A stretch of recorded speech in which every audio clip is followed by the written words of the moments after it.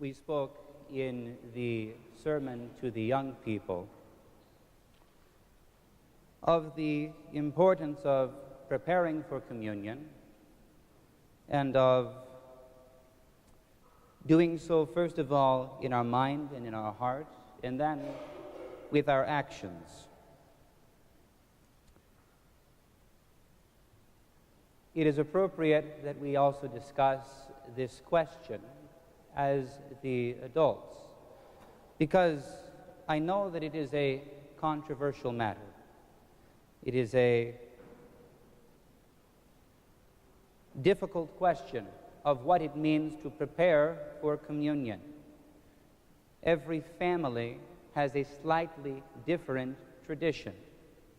Every choreo passed down a slightly different understanding of what it means to prepare for Holy Communion. There is unity between all of these ideas, but it comes from the state of mind and the state of heart with which the question is approached, not from the legalistic list of acts of preparation. As we said to the young people, the primary necessity is that we offer ourselves to God. And this is not a matter that we can approach correctly last minute. We might one Sunday, but to fulfill the commitment that we make to God and to ourselves that one Sunday, as we come to the church half an hour or 40 minutes late and sit in the pew thinking, and we remember that we are supposed to make an offering to God of our life and receive His offering to us, and remember that the priest said, if you come in that state of mind, it is good to receive communion. If we receive then, it is in the active commitment of ourselves to continue that offering in the coming week, to prepare ourselves better the next week. All of the penances, all of the instructions that are given to fast for this many days, or that many days, or from this or that or the other thing, they are all given as tools to accomplish this same fundamental point.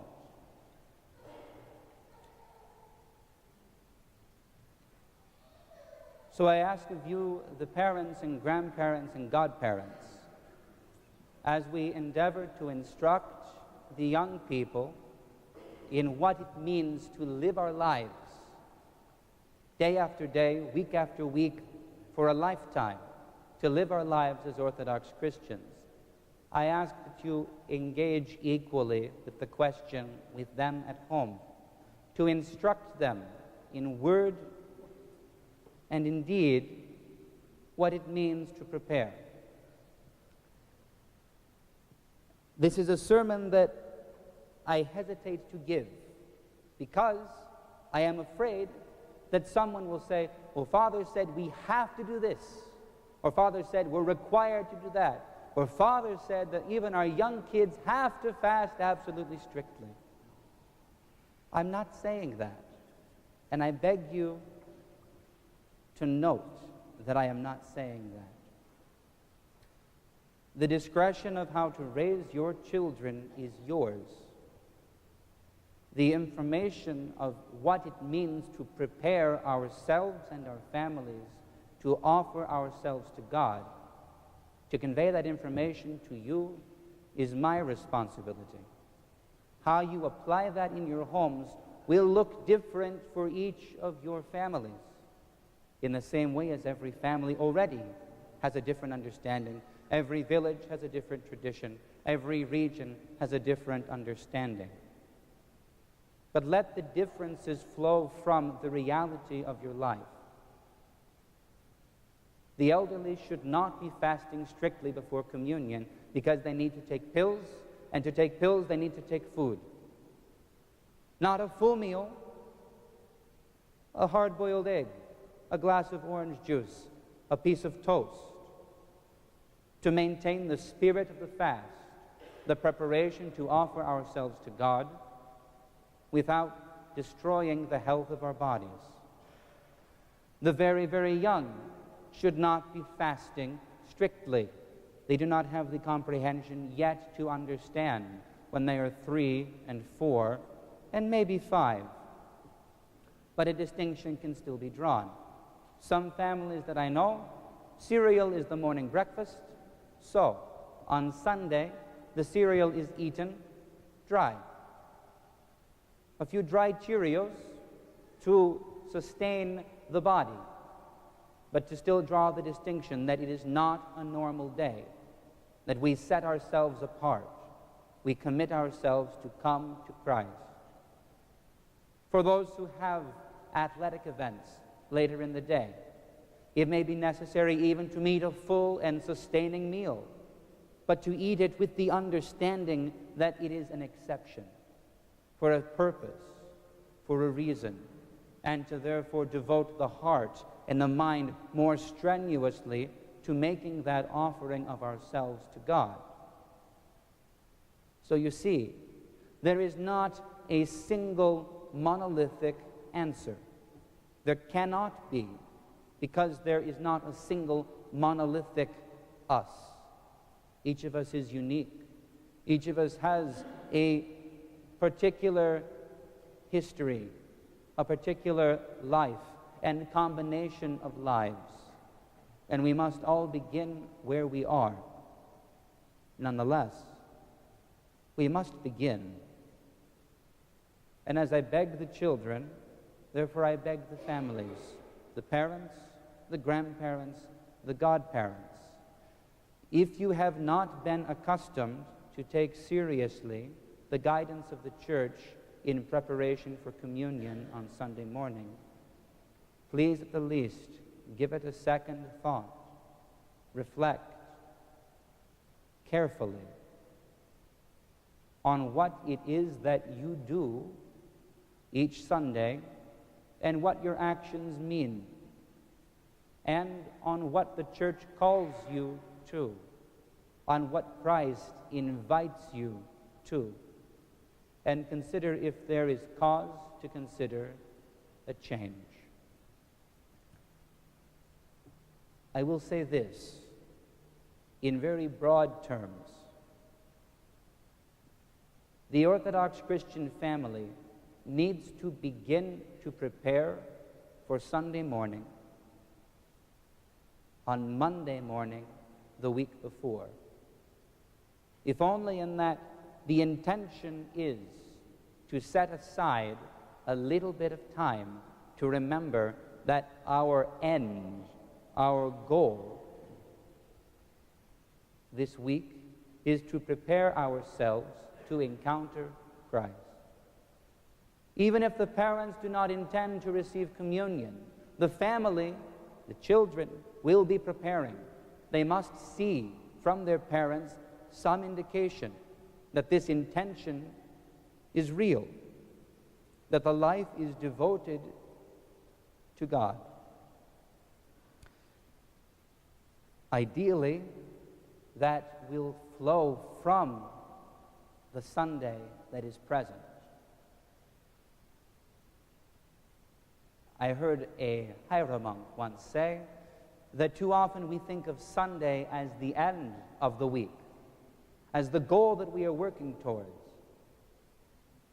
And that's not bad, but the better approach is to think of Sunday, the day of the Lord, the day that we encounter Christ, the day that we receive the grace of God, as the beginning of our week, as the source of our strength for whatever will trouble and challenge us in the course of the days of the week, to sustain us in the midst of all that troubles us.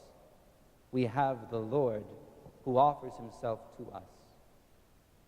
This is the goal, that we come to the point where Sunday is the first day of the week, the source of our identity and of our strength.